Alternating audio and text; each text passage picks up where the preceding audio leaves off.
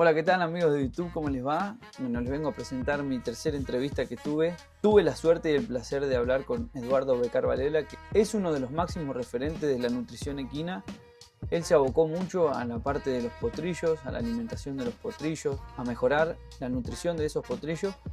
Y bueno, acá nos va a estar explicando bastante. La verdad que el tipo es un libro abierto, me sorprendió.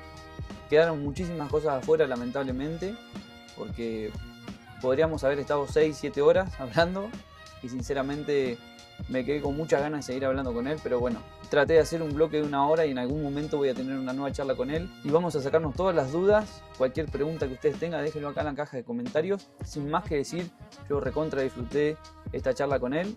Lo hicimos en Ronda, en un lugar maravilloso, espectacular, entre las montañas. Me invitó a su casa, muy gentil, así que bueno, quería agradecerles de antemano y agradecerles a ustedes por estar del otro lado. Muchas gracias y bueno, y ahora a disfrutar de esta charla y aprender mucho más sobre caballo. Gracias. Arrancar un poquito con esto. Así que bueno, vos me contabas que naciste en Buenos Aires y después te fuiste a Saladillo. Para ahí hay muchos chicos jóvenes que nos miran, sí, que por ahí no conocen tu historia. Contanos de dónde venís, cómo te iniciaste en la veterinaria.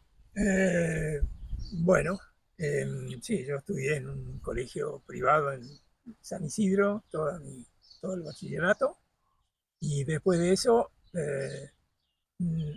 no me he podido explicar por qué estudié veterinaria, porque no conocía a ningún veterinario, no tenía ningún, viste, eso que conoces a una persona que decís, claro, me gusta un referente, nada, no tenía ninguna relación con caballos, o sea, no teníamos campo, no, nada, pero sí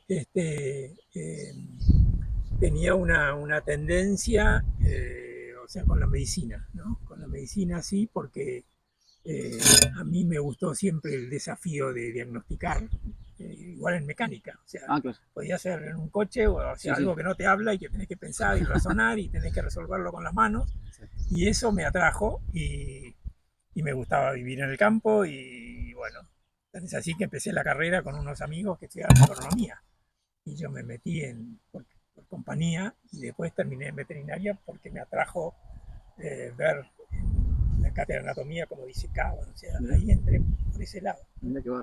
Así que bueno, nada, la carrera a los tumbos porque no me costó un huevo.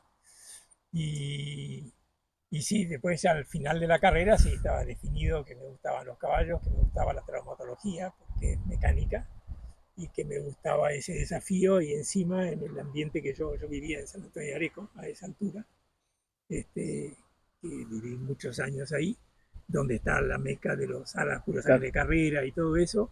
Así que, bueno, veía, y en esa área todos los veterinarios trabajaban ahí en reproducción. En esa época se seguía haciendo tacto a mano para decir los servicios de las yeguas, eso.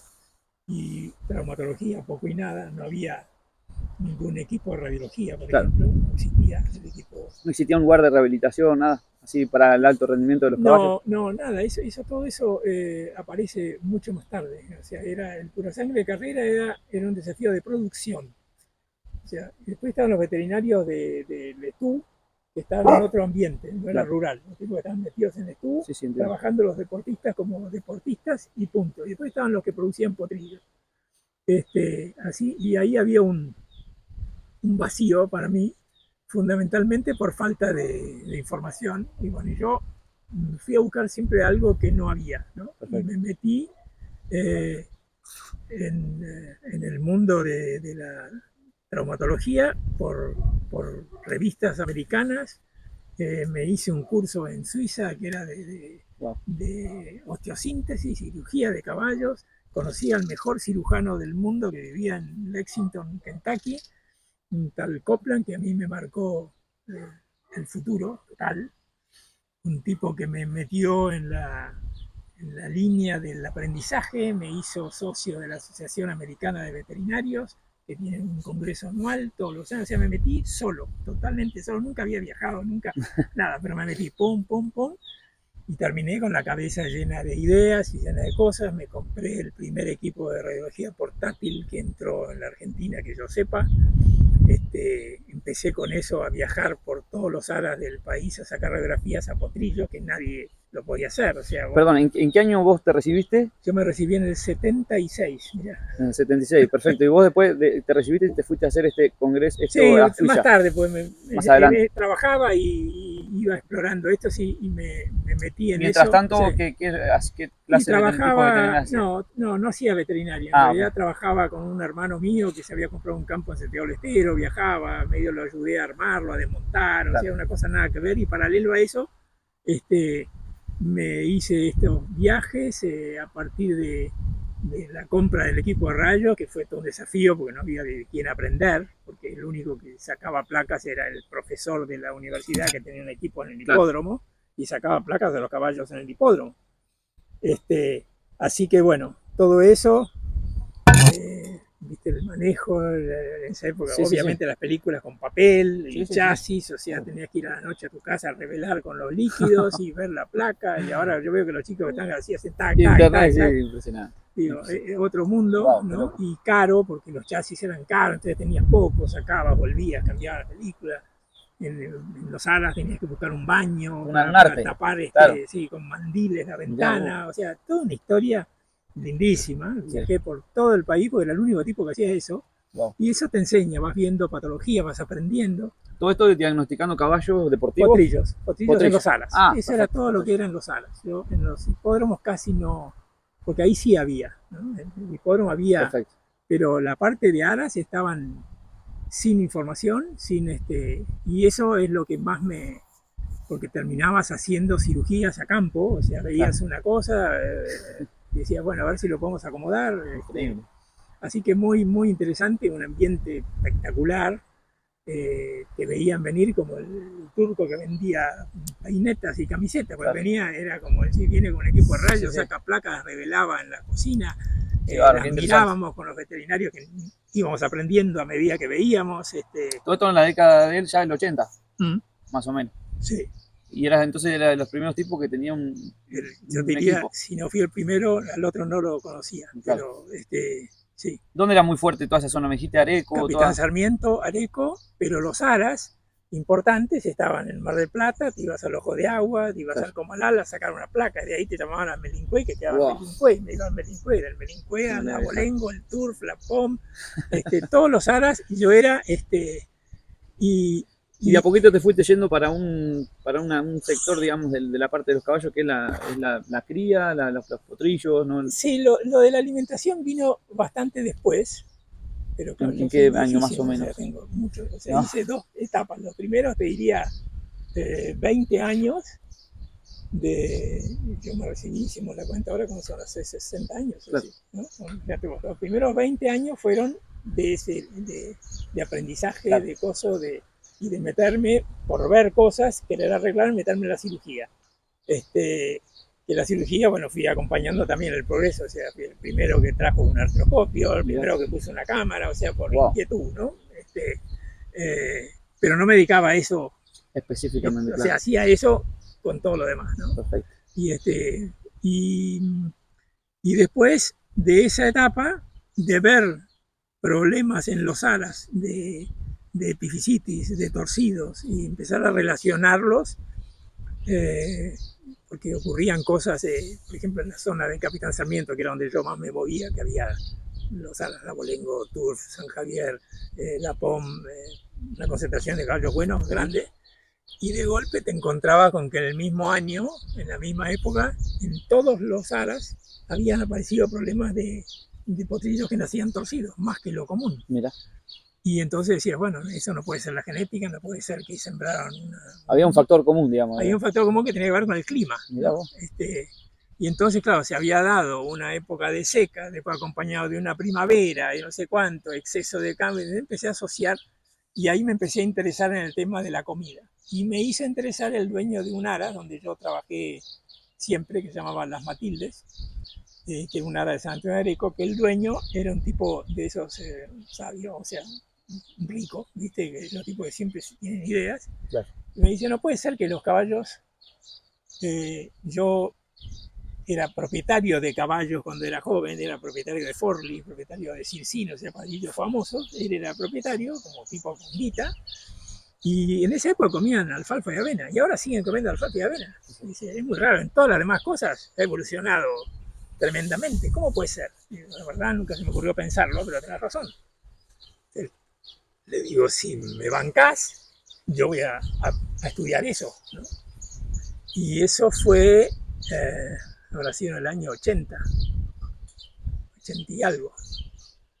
Y ahí le digo, bueno, mira, hay un tipo que es el que escribe siempre sobre temas de nutrición en caballos, que no hay casi nadie que escriba, porque todo el mundo escribe de nutrición en animales de producción. Claro, porque sí, entonces cuanto mejor te va, más plata ganas, pero en caballo nadie sabe qué es lo mejor. Exacto. Si es más gordo, no es bueno.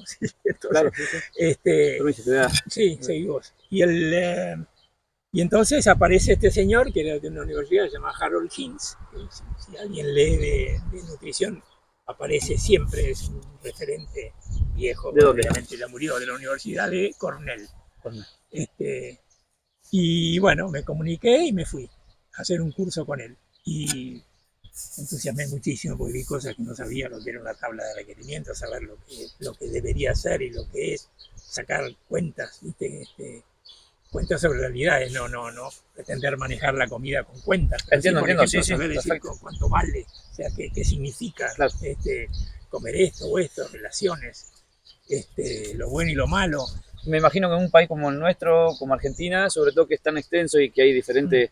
Bueno, si bien la concentración estaba ahí en provincia de Buenos Aires, pero también si te llamaban de otro lado tenías que evaluar esas cosas también, el tipo de suelo, ¿no? Sí, o aprender a mirar, la verdad, era a prestarle atención a lo que comen, cosa que no estaba, todo dependía de los encargados, y los encargados hacían macana, porque venían con formación.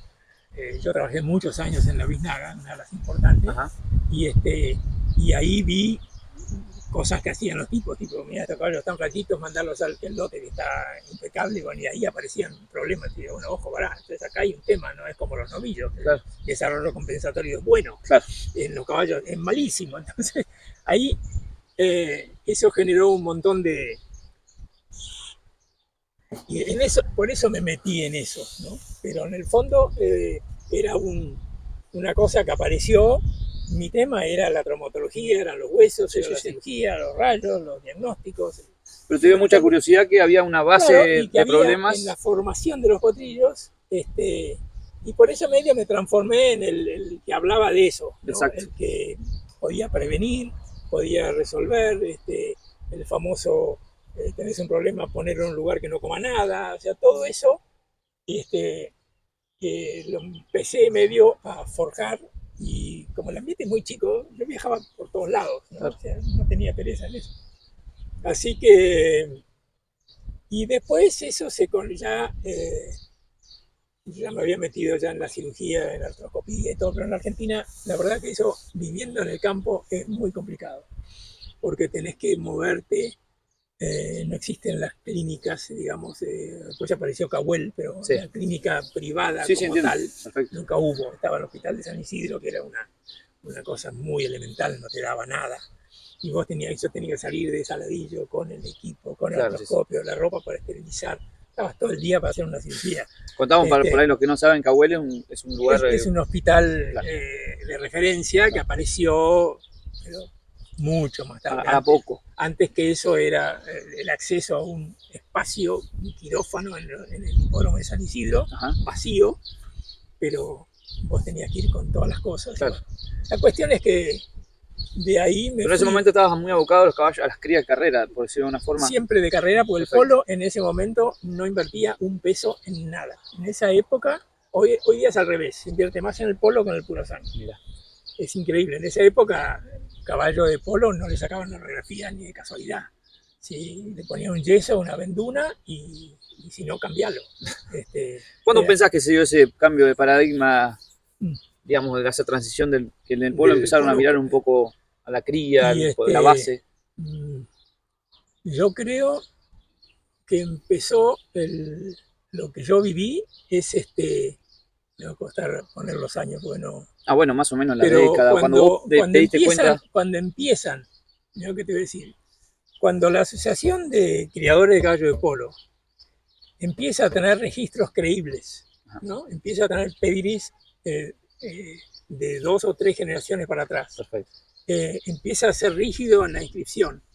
Entonces empieza a aparecer el valor del pedire. Claro. Ahí aparecen los primeros remates de caballos antes de domar. Ah, perfecto. Ese es el punto de inflexión. Perfecto. Porque entonces, ¿cuál era la diferencia? Vos un caballo jugando al polo de 7 años, que era lo que se vendían los caballos jugadores, sí. A nadie le importaba cuánto había tardado en criarse, si el caballo podría haber sido más grande, más chico, más fuerte, más joven. Sí, sí, sí. Nada, el caballo jugaba, vale tanto, vale tanto. Punto. De golpe, eso es muy largo, y empiezan a aparecer las sangres. Yo trabajé con la Ertina toda la vida, trabajaba como radiólogo en todos lados, pero en la Ertina empiezo hace, deben ser más de 20 años, ¿no? Cuando Gonzalo, que es un tipo que tiene una tremenda capacidad de ver lo que hay, lo bueno, lo que hay que hacer, así sea complicado, se dice, por este lado hay que ir. Y tuvimos un par de charlas, porque yo trabajaba en lugares más chicos, y él me dice, por este lado hay que ir, o sea, tenemos que criar, o sea, hacer la diferencia. Claro. Y la diferencia no se nota a la época de la doma, porque los caballos, o sea, son, o sea, voy a decir, el caballo domado, sí, sí. Tiene 3 años, 4 o 2 y medio. Ahora, cuando vos empezás a hacer remates por sangre, claro, que la sangre se hicieron toda la vida, porque la gente creía que el hijo de tal por tal, si este era bueno, claro, era bueno, iba a dar bueno. Claro. En polo eso no estaba hasta que aparecen los pedigrees. Claro. Cuando los pedigrees son creíbles, los remates existen. Cuando empieza a haber remates, el primer remate que hubo importante de la Ertina, que no me acuerdo en qué año fue, la gente vio que los potrillos eran de un desarrollo tan diferente de nosotros. La gente venía y me decía a mí, flaco, los míos parecen un año más chicos. Y, o sea, vos en un momento te llamás, ¿cómo fue esa entrada al polo? Bueno, no, bueno, por Gonzalo, yo entraba por traumatología, entraba como yo hacía placas en todos lados. Perfecto, entonces, bueno, y un día termino yendo a la grapa con Gonzalo para ver unos potrillos torcidos. Y que yo veía qué convenía hacer, si había que hacer cirugía o esperar o sacarlo y seguirlo. Y de ahí empiezo a ver que había una generación con más problemas que otra. Claro. O sea, porque de casualidad le había tocado en determinada edad una contingencia de comida. Mirá vos. ¿No? Y empezamos a trabajar sobre eso. Como te digo, Gonzalo se interesó muchísimo y dijo, bueno, vamos a empezar a manejar la comida, ¿no? Cosa que no existía. Vos no podés creer, pero no existía. O sea, los caballos tenían que estar donde se podía, y si estaban flacos en un campo que tenga más, como si fueran novillos. Sí, sí, sí, ¿no? Tal cual. Y de golpe, bueno, empezamos con eso, y yo en esa época también viajaba bastante, casi todos los años a Estados Unidos a unos congresos que había, y metí la idea de dar de comer, que no se hacía en ningún lado. O sea, dar de comer a los potrillos en cría, no. Ración, digamos, ración, sí, y... Empezar a decir, estos potrillos que están destetados, hay que darles de comer, claro, para que, o sea, vos lo ves ahora y decís, sí, odio. Sí, pero sí, no se hacía. Entiendo. Perfecto. No se hacía, wow. O sea, no se hacía, ¿no? Y mucho menos en forma individual. Claro.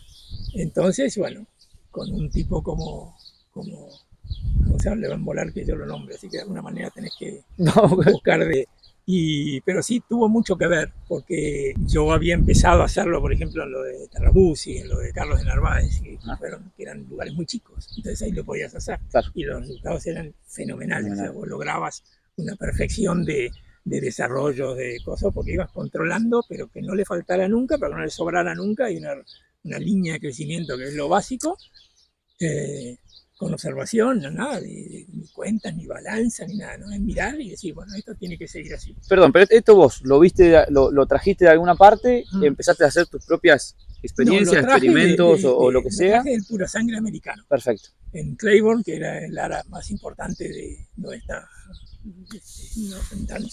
secretaria de enterrados. Sí, esos tipos no conciben que vos puedas tener la cría de un caballo sin asistir la alimentación desde que lo despejás hasta que va a las ventas, ¿no? Que es muy temprano, ya es al año y medio. pero acá se hacía, pero solamente a los caballos que se iban a vender, los otros caballos no, y entonces, bueno, en los pura sangre, Sí, sí, ¿no? entiendo. Y en el polo en ningún lado. Ningún lado. O sea que eso más o menos empezó a cambiar en el 90-2000, ¿pensás vos más o menos? Esa cosa Sí, de... sí, yo te diría Por ahí. sí, en los 90, a mediados de los 90. Perfecto. Tendría que mirar, buscar. Pero fue un cambio tremendo.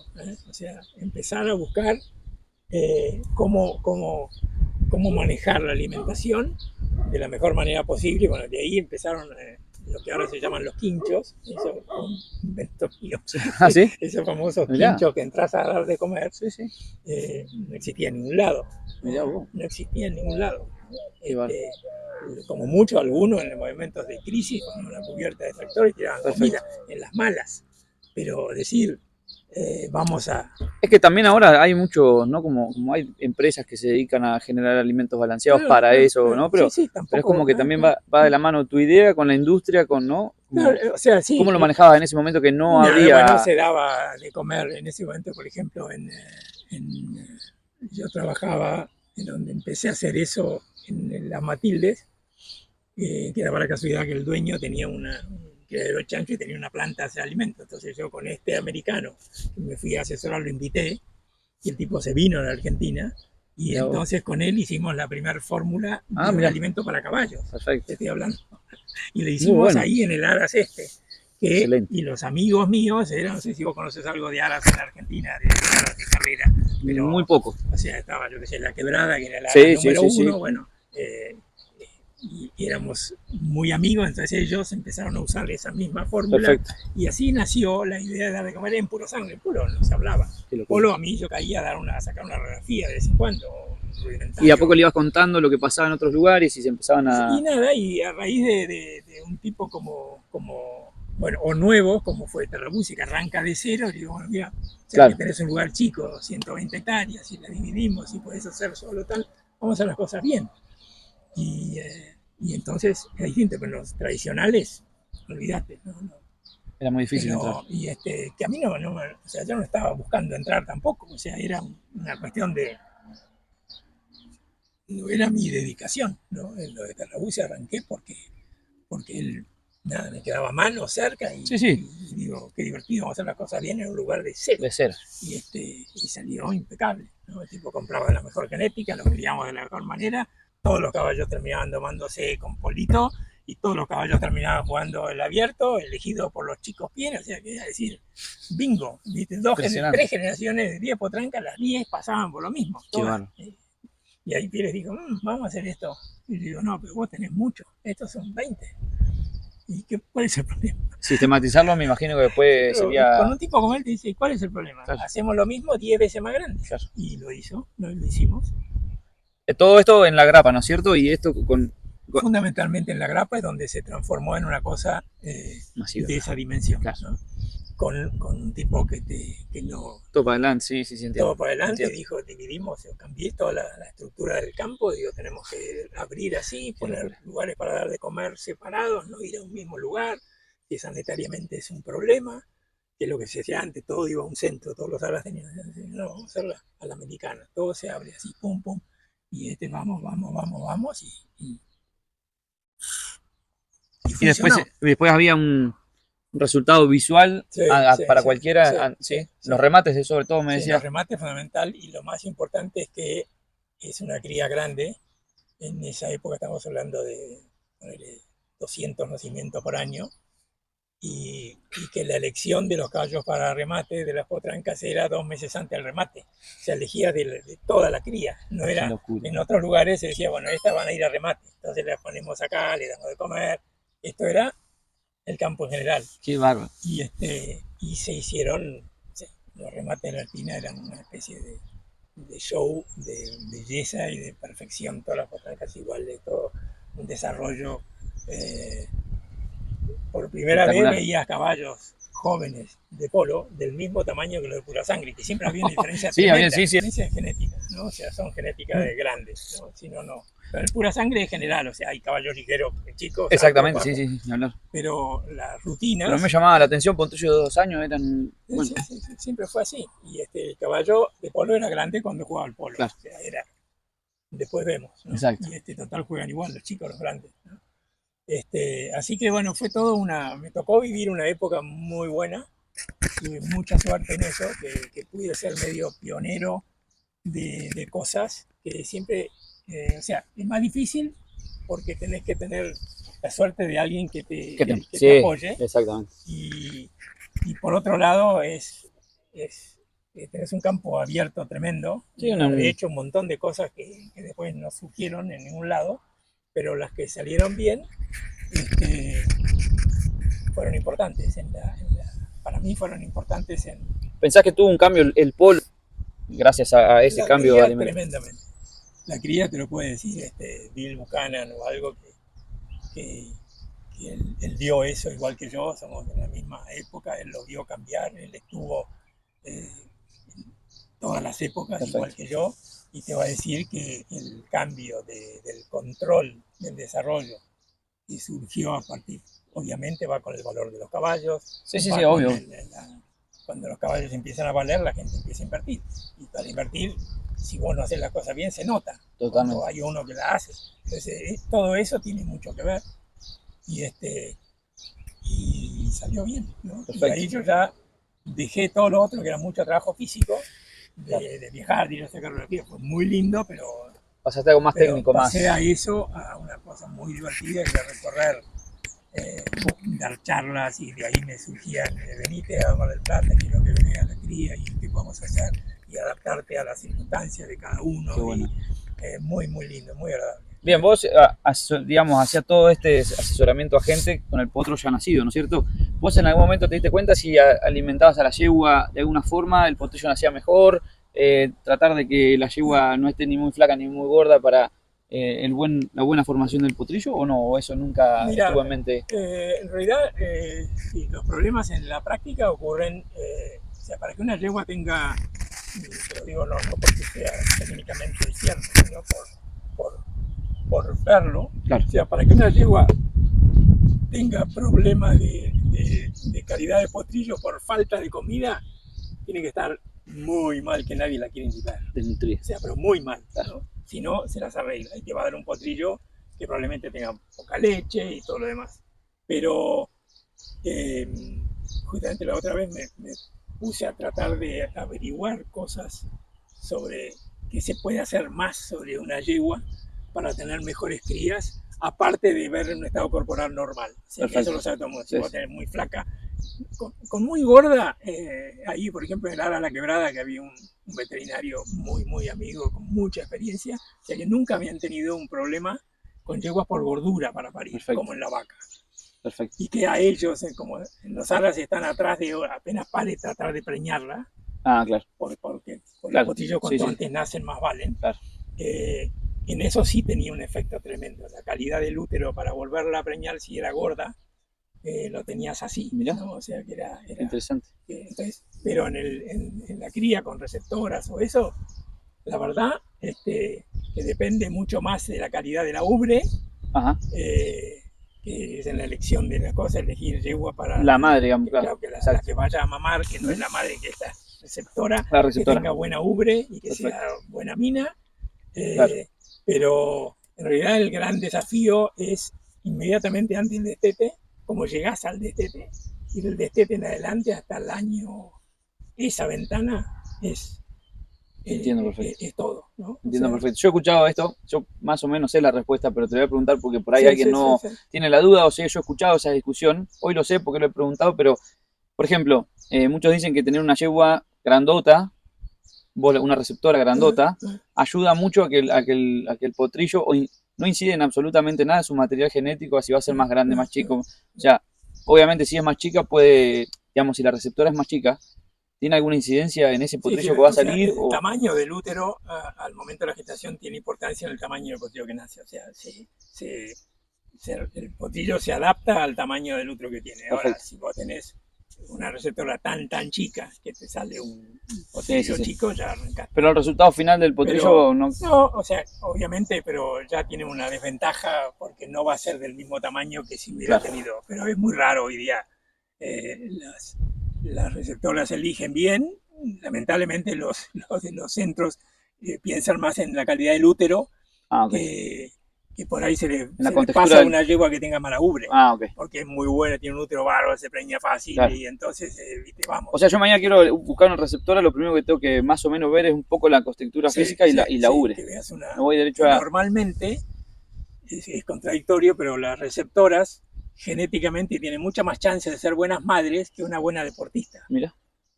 Porque las deportistas terminan de una selección de deportistas, como digo, de unas charlas, digo, Navratilova probablemente no sea tan buena madre, claro, como la señora del barrio de Saladillo, ¿viste? Porque, digamos, esa madre llegó a ser madre porque la abuela era muy buena madre, si no se hubiera muerto en un hospital y así, o sea, tenés atrás una genética de buenas madres. En cambio, Navratilova está de madre porque es buena deportista. Claro. Y los caballos de carrera pasa lo mismo, son bastante malas madres las yeguas. Ajá. Buenas de carrera son peores madres que cualquier receptora. Mira, claro. Desde el punto de vista maternal. Tienen otra habilidad, ¿no? Que fue la que la seleccionó para estar ahí. Lógico. Y entonces eso ocurre. Clarito. Está buenísimo. Lo que no quiere decir que no pueda haber buena deportista, buena madre. No, sí, pero por lo fue por otro lado. Entiendo. En cambio, una receptora, si está viva y tiene buena ubre, porque la madre también tenía buena ubre y la abuela también, si no estaría en un matadero. Entiendo perfecto. Así que pero sí, obviamente, de ahí la importancia de los vasos, todo eso, que te pueda caminar bien, que coma bien, pues nadie le va a dar mucha pelota. Entiendo pero bueno, todo eso fue cerrando en qué momento hace falta campo, en qué momento no podés tener campo. El hecho de pensar en el predestete no se hacía. O sea, como la yegua dando leche se arregla con cualquier cosa. Vos podés tener una chala de maíz, la yegua va a dar leche, la yegua transforma eso, una receptora de esta que se come todo lo que hay de como decimos nosotros, mantenido, que es mantenido y va a dar leche y va a criar bien el potrillo, pero el último mes antes de destetar, ese potrillo necesita comer del piso, pues la leche no le alcanza. Si va a hacer la cuenta, el potrillo no hay ninguna manera se puede criar bien antes del destete solo con la leche, pues es el peor momento de la leche. Y si vos la tenés en un rastrojo de maíz, el potrillo eso no lo puede digerir, la yegua así. Entonces, de ahí empezamos a pensar, bueno, ¿dónde ponemos las yeguas antes del destete? Exacto. Entonces empezás a elegir pasturas buenas, que no se hacía, pensando en que ese potrillo lo tenés que destetar lo antes que puedas en un buen campo. Y todas esas cosas se empezaron a mirar, ¿no? Y hoy día está dentro de la estructura normal. Está bueno, ¿no? Sí. Para ver si esto sigue grabando y sigo. Te hace una pregunta que... Ahí está. Mira, vos sabés que yo te contaba que yo subí un video de cuándo era óptimo destetar un potrillo. Muchos decían que era entre los 7 y los 8 meses, pero se hizo un estudio, no me acuerdo de la universidad ahora, pero decía que el momento perfecto era los 13 meses, por una cuestión madurativa, cognitiva, y un montón de... ¿Qué es cierto hay de eso? ¿Qué opinas vos de eso? Bueno, sí. ¿Cuándo se empieza a alimentar el potrillo? Está bueno que saques ese mito. Sí. Hay una cosa, o sea, vamos a ir por dos caminos. Por un lado está el tema práctico, de producción, a vos lo que te interesa, es el desarrollo del potrillo. Y desde el punto de vista de desarrollo físico, porque vos vas a un remate y tenés que tener desarrollo físico, el caballo tiene que estar completo, igual a los demás. A partir del quinto mes, el potrillo de la madre saca poco y nada, de la madre como alimento. Perfecto. ¿No? Poco y nada. Y del campo, si el tipo hizo una buena transición y está en buen campo, ya empezó a ser capaz de tomar del campo todo lo que se puede, porque tiene una buena flora, tiene todo lo demás, tiene buena conducta, está tranquilo, aprendió, conoció el lugar, se desteta. Eso desde el punto de vista de desarrollo del potrillo. Perfecto. Y después, en la práctica, en todos los aras, lo que ha pasado siempre es que hay más caballos de lo que el campo puede tener. Siempre. Si un tipo hace un plan, dice voy a tener 20 partos. A los 2 años tiene 60. Claro. Eso ocurrió en todos los campos que yo conozco. Claro. Y si vos tenés un potrillo que lo querés criar comiendo campo y al lado hay una madre que come 3 veces lo que come él, te mata. O sea, no la podés tener. O sea, eso te obliga a sacarte la madre lo antes que pueda, desde el punto de vista comportamiento de forrajero, ¿no? No hay nadie que pueda resistir tener la madre más tiempo, claro, sí. Porque no hay campo que te aguante, ¿no? Inclusive vos querés racionar compite la madre. Claro, O sea, esto claro, claro. desde el punto de vista de manejo es impracticable. Claro, desde el punto de vista productivo, por decirlo de una forma, claro. ¿no? Si vos tenés un ARA que querés vender caballos y querés... Y sí, no tenés se que puede. estar, hay una estandarización de épocas de venta, vos te comparás con los demás. Entonces, ¿qué haces? Es decir, bueno, la madre la tengo en excelente condición hasta que falta una semana para el destete, para que me dé todo lo que puede la yegua y listo. Y darle el mejor campo, que es distinto del potrillo, porque la yegua vos la podés tener súper lechera con un verdeo de avena, pero el potrillo destetado no puede estar en un verdeo de avena porque no le sirve, ¿no? Entonces, son dos campos distintos, dos menúes diferentes. Bueno, ahora, sí, hay un estudio que yo también lo leí, muy interesante, como todos esos estudios se ha hecho con unos petizos Welsh, que están hechos, que son caballos de otro mundo, que tienen otra genética, que sí, lo hicieron unas pruebas y dijeron, bueno, yo tengo, unos destetaron, otros no, lo hicieron bien, el ensayo está bien hecho, está en el mismo lugar, unos sacaban la madre, siguieron al mismo lugar con los que no le sacaban la madre, le ponían un obstáculo a ver cómo lo hacían, le ponían una bola negra a ver cuánto tardaban en ir a curiosear, el que era más cagón y el que se acercaba. Bueno, y vieron que todas las distintas cosas que hicieron, pasar por un lado, lo resolvieron mejor los caballos que tuvieron más tiempo con la madre que los que destetaron a los 5 meses. Ahora, macanudo. ¿Se puede hacer? No se puede hacer. Claro, o sea, el otro día lo hablamos esto en un criador y me dice, bueno, lo puedo hacer con los clones. Viste, como eso todo se hace diferente, porque los clones son unos bichos raros, entonces todo se hace como aparte. Decís, bueno, listo, si querés, ya que tienen todo medio un hándicap ahí, decís, bueno, lo voy a dejar con la madre. A ver qué pasa, claro. Si hay una posibilidad de mejorarle el desarrollo neuronal, que inclusive lo midieron con resonancia magnética. O sea, una parte del cerebro se desarrolla más estando con la madre hasta los 8 meses que no. Qué interesante. Ahora, o sea, los clones, o sea, a ver, digo los clones porque entiendo, son pocos y todo el mundo tiene poquitos y le quiere dar toda la mano que pueda. Exacto, pero yo entiendo de lo que vos me decís, que las personas, a ver, está esto que el clon no se va a sacar más de lo que se sacó al original, ¿no es cierto? Es un poco esa la idea. Mucha suerte es igual al original. Exacto, exacto. No sé, si se puede acercar, buenísimo. Ahora, lo que todos están buscando, bueno, intenté, si la domé así, si hice esto, lo otro, quizás con este sistema, bueno, decir, hice 5 clones, capaz que ayudándolo, dejándolo más tiempo con la madre. Quizás es un experimento. Cuando hablamos con decía, bueno, ¿qué hace con este dato? ¿Viste? Primero andás a ver si eso significa que juega mejor al polo, ¿viste? Pero bueno, si implica mayor desarrollo del céfalo, no es menor, que es medible, ¿no? Decir, bueno, listo. Entiendo perfecto. Pero bueno, qué interesante. Pero nada, lo que sí generó un cambio enorme es esta persecución y poner el foco en qué es lo que es bueno para un potrillo, qué pastura es buena, cuál no le sirve. Yo tengo un montón de historias de ir a recorrer campos de criadores que te decía, vení, quiero que vengas a ver qué opinas. Y me mostraban potrillos destetados en un regras así verde divino, ¿no? Y les doy de comer esto y no sé cuánto y todo, y los potrillos estaban feos, estaban panzones, peludos. Digo, es que este alimento, eso que vos le estás dando, tiene solamente probablemente el 15% de materia seca. Los caballos viven de la seca, o sea, la húmeda a un potrillo lo mata. ¿Qué hace con el otro 85% de agua, un estómago así, un intestino chiquitito? No lo puede procesar. Un caballo grande se lo banca, pero los chiquitos no. Entonces, o sea, para repasarlo, o sea, a un potrillo tiene que consumir más materia seca. No, todos los individuos viven de materia. O sea, cuando vos decís qué requerimiento tiene, son para un caballo adulto 10 kilos de materia seca en forraje. Sí. En un fardo que tiene el 12% de humedad, bueno, es casi como si vos le das 30 kilos, tiene 25 de materia seca. Ahora, si en vez de eso vos le das un lienzo de pasto verde, en el fondo se va a quedar no alcanzaste. Vas a tener para darle 10 kilos de materia seca, tenés que poner 14, 3, 8 lienzos, no alcanzás, es todo agua. Ahora, los potrillos no se lo bancan.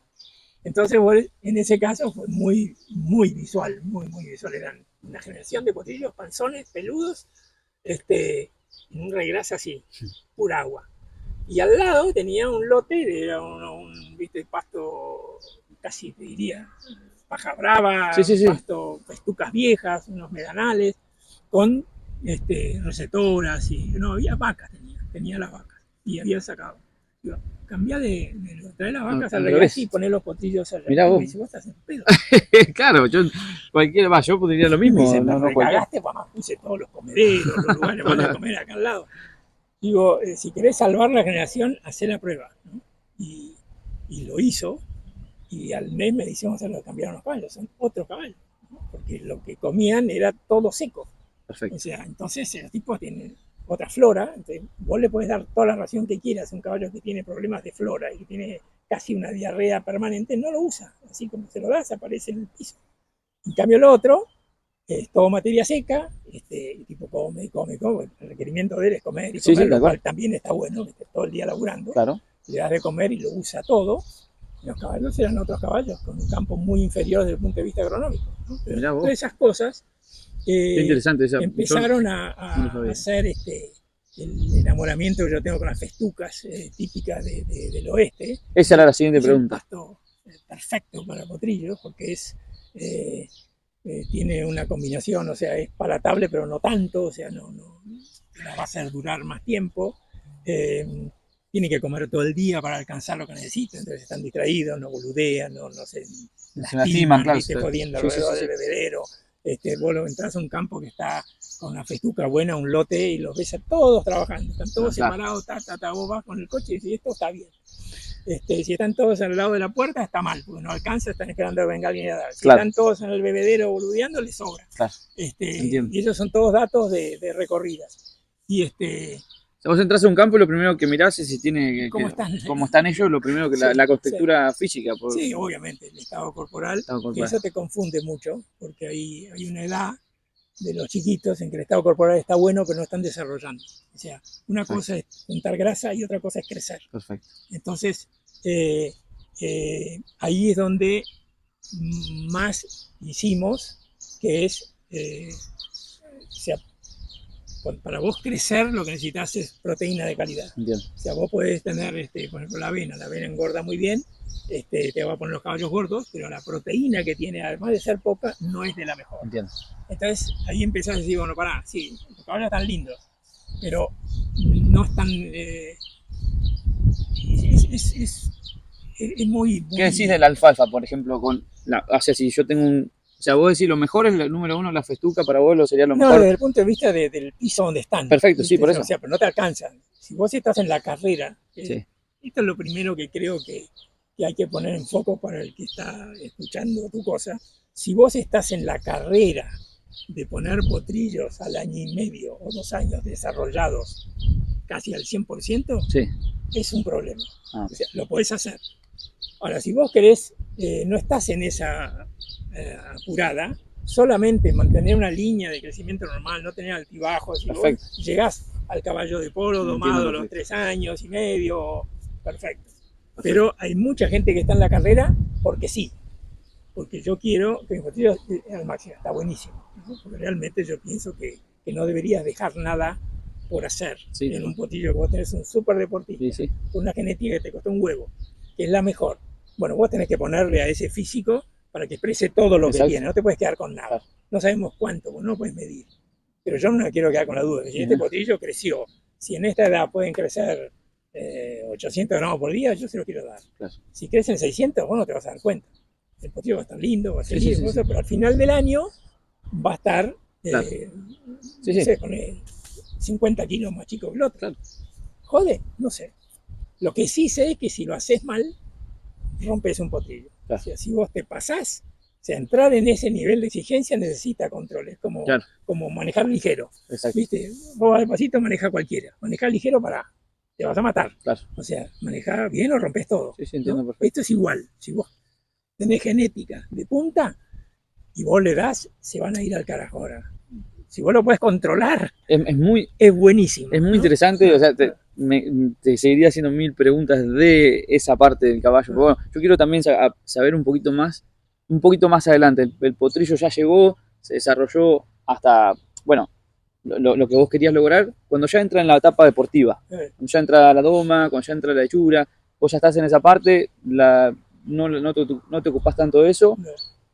Pero ¿qué opinás que se podría, desde tu punto de vista, qué opinás cómo se debería seguir con esa carrera, ¿no? Sí, bueno, la verdad que estaría buenísimo cuando ya entran a Doma, suplementarlo, no sé, o no sé qué pensás vos. Bueno, sí. Porque es una de las preguntas que me hicieron yo puse en las redes que venía para acá y les conté. Les pregunté alguna pregunta y la mayoría me preguntaban el caballo nuevo, qué es lo ideal para darle de comer, para que no esté pasado energía, para mí, digamos, pero al mismo tiempo para mí es me meto en un área que no me metería si no me pedís, ¿no? Porque la verdad que yo creo que lo que saben y lo que tienen de datos, lo que cuidan, hay que respetarlo, ¿no? Entonces, y yo que he andado por todos lados, si vos vos te vas al hipódromo, ¿no? Que es el lugar donde ves más casos, hay 11 carreras en el día. Claro. Agarras el ganador de cada carrera que le ganó otros 10. Claro.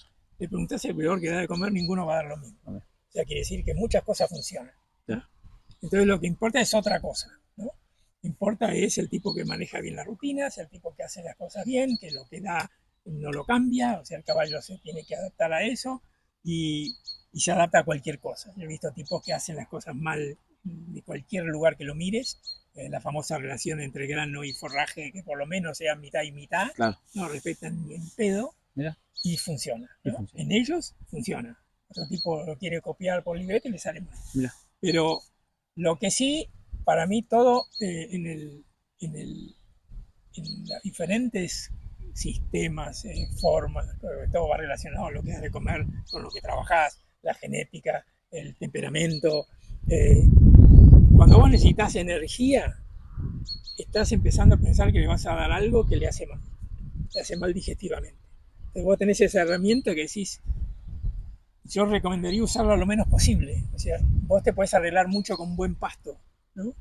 Pero la gente normalmente no lo hace, ¿no? La gente arranca con una ración de, voy a dar en cada, 4 kilos de pasto y 2 de ración. Sí, entiendo.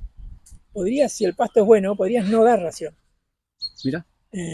Porque sí, seguramente el caballo, o sea, el almidón, que es tu energía, que está en la avena, está en el maíz, está en los peleteados, en todo, para el caballo es definitivamente malo. ¿No? O sea, la flora le hace mal. El caballo se lo bancan más, se lo bancan menos, pero le hace mal, chicos. Y lo más importante, cada vez se habla más de esto, es la flora. O sea, la flora intestinal sana. Sana, que quiere decir lo más parecido a lo que él le va bien, que es todo lo que sea forraje, todo lo que sea fibra, sí. De la calidad, podés pasar de fibra de altísima calidad que tiene un montón de energía, igual que la avena, pero de fibra, que es la pulpa de remolacha, la cáscara de soja, todas cosas que tienen de fibra, pero de altísimo valor. O buen pasto, o buena alfalfa, o sea, todo eso. Y si necesitas lo otro, porque tenés que tenerlo con una flora preparada, porque un día que vas a jugar a algún lugar tenés que empezar a dar avena y no puedes tenerlo que el tipo no conozca, claro. Porque el día que se la des explota. Entonces vos tenés que, o sea, pero pensar en eso, ¿no? Pensar en ahora lo que cada uno maneja. No, sí, te entendí la respuesta que me dijiste, que todos son distintos, pero bueno. Son distintos y todos sirven. O sea, el tipo que tiene resultados haciendo una cosa, yo jamás le diría que cambie nada. Me dice, yo estoy dando esto, te va bien, ya está. Olvídate. Pero sí, lo que vos decís es fundamental, esa base desde la teta hasta el destete, hasta... No, eso sí, ahí sí, porque es una base muy importante. Es desarrollo. Claro. El desarrollo no lo podés inventar, o sea, no hay distinto. Vos podés, ¿de dónde sacás la fuente de proteína? Bueno, pero tenés que tenerla. Si vos no tenés lisina en una cantidad importante, el tiro no se va a criar igual. Bien. Y eso es así y se da así toda la vida. Si vos la sacás de soja, la sacás de alfalfa, se la das en gotero, no sé. Sí. Pero no podés criar con alimentos de mala calidad. O sea, criás, no se nota, hasta que con uno lo haces. Perfecto. Y eso se notó el día que la gente empezó a ir a remates. Antes nadie comparaba potrillos de año y medio uno con otro.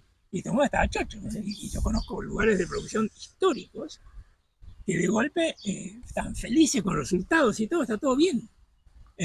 Y es más, conocí a un criador que crió así como se crió en una época en la Argentina. Las manadas estaban en los lugares de campo peor, porque el campo bueno era para otra cosa. O sea, tenía sonovillos o agricultura. Las lagunas, los tendidos, cosas. Ahí hay 3 manadas con sus padrinos. Y claro, pues ellos se crían, se destetan cuando se pueden, se casan para domar, todo. Ahora, y cambiaron, empezaron a dar de comer, se les fueron de tamaño. Porque genéticamente todos podían ser más grandes, pero no eran porque no comían. pero fue una cría. O sea que el caballo no expresa, si no come bien al principio, no expresa a lo último lo que dice su genética. Obviamente. Wow. En crecimiento lo podés ver. Exacto. Ahora, en cabeza, sí, en desarrollo. Sí, entiendo. Sí. Entiendo perfecto. Pero eso fue histórico, ¿no? O sea, si vos haces la cuenta lo que necesita un potrillo de destete para llegar al año y medio en el desarrollo que tienen hoy los de remate, no le alcanza el campo, no hay ningún campo que alcance. Wow. Pero lo que no quiere decir que no pueden jugar al polo. No, sí, o sea, si vos lo haces las cosas bien. Pero es lo que básicamente. Casi te diría que hacelo, o sea, olvídate. Claro. La cuenta que vos decís es básicamente que exprese todo lo que pueda para sacar su máximo. Si gastaste en genética, es un crimen. Es una lástima, que no lo claro. ¿no? Entiendo perfecto. Pero solamente se puso de manifiesto cuando empezaron a surgir los remates. Que ¿por qué aparecieron remates en el polo? Porque se creyó en la genética. Si no, ¿quién te iba a comprar un potrillo que no sabía si iba a jugar? Perfecto. No existe. Ahora sí va a decir, mira, es hijo de tal y tal, que tiene 3 hermanos, y ya al ser embrión ya vale porque es antes de que juegue. Ahí empezaron a aparecer los precios que hay ahora, que decir, ¿cómo puede ser? ¿No? Sí. Bueno, esto fue un seminario para mí, una charla impresionante. Yo quería aprender un poco más de vos, que me cuentes un poco más de vos, pero bueno, se nos fue la charla esta porque es muy interesante esa base. La verdad que yo y seguramente muchos no, pero hay cosas que no sabemos y que no sabíamos, que estuvo bueno que nos las aclares y que seguramente hay mucho más para saber y aprender. Pero bueno, yo quería preguntarte ahora un poco más yéndote a vos. Vos ya te estás intentando retirar de alguna forma, pero no te dejan tranquilo. ¿Qué pensás de acá a 5 años para vos? ¿Qué querés seguir haciendo con los caballos? Tenés acá caballos tuyos, me contabas hoy temprano. Sí, bueno, mi mujer que es deportista de alto nivel en endurance. Pero bueno, es otra historia, son caballos adultos. La próxima vez que vengo acá, vengo con ella. mucho manejo, ahí sí es todo de portología pura, que no se hace control de frecuencia cardíaca, ejercicio, todo eso. Es otro tema, pero son adultos. Y en lo otro, a mí es un tema que me apasiona. Lo que le escapé un poco es a estar preso de mis rutinas, ¿viste? Porque como me entusiasma, nada, decía que no y estaba todo el día yendo y viniendo, no sé cuánto. Y ahora sigo en contacto con el Ertina porque sigo trabajando para ellos, sigo yendo 2 veces por año, sigo recibiendo consultas de alguien que me llama. Vas a la grapa ahí a 30 de agosto, ¿no? Ahí cerquita de 30. Sí. Vas ahí a la grapa 2 veces por año a chequear que esté todo.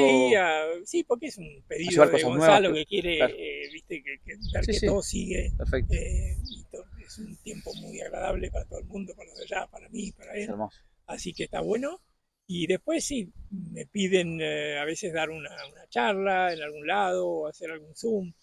Me divierte. Tengo miedo de quedarme demasiado en el tiempo y seguir entusiasmado hablando de cosas que por ahí se superaron.